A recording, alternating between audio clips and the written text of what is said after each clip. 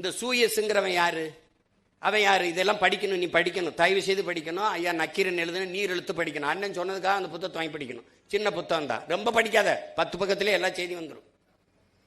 அவன் அந்த அயோக்கிய பிரான்ஸ்ல இருந்து போய் உலக வங்கியில கடன் வாங்குது அந்த பொலிவியா 250 கோடி. அதுக்கு அவன் சொல்றது, இவனுக்கிட்ட உன் நதியை கொடுன்றான்.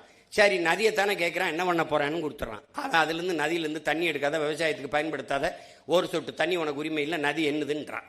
கடைசி அவன் கொடுக்கறதான் தண்ணி, அவன் சொல்றதான் காசு. என்ன ஆயிடுச்சு? பல ஆண்டுகள் ஸ்டெர்லைட்டுக்கு எதிராக அப்படி போராடணுமா, அப்படி போராடி ஒரு வங்கி பணியாளன் வேலையை விட்டுட்டு போய் போராடி துப்பாக்கி சுள்ள செத்து நாட்டில் பெரிய புரட்சி வெடிச்சு விரட்டி விட்டாங்க. அந்த பெட்ரோல் நேரம் எங்கே வந்தான்? தமிழ்நாட்டுக்கு வந்தான், கோவைக்கு வந்தான், சூயஸ்ன்னு வந்தான், பேரை மாத்திக்கிட்டு வந்தான். என்னுடைய பவானி ஆத்து தண்ணீரை எடுத்து கொடுக்கறதுக்கு இவன் யாரா?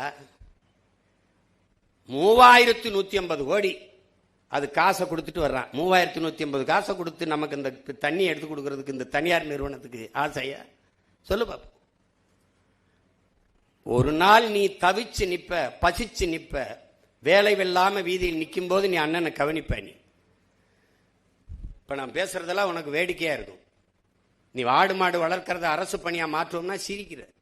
ஆனா வீட்டில் போய் தயிர் மோறு பால்லாம் நல்லா குடிக்கிற.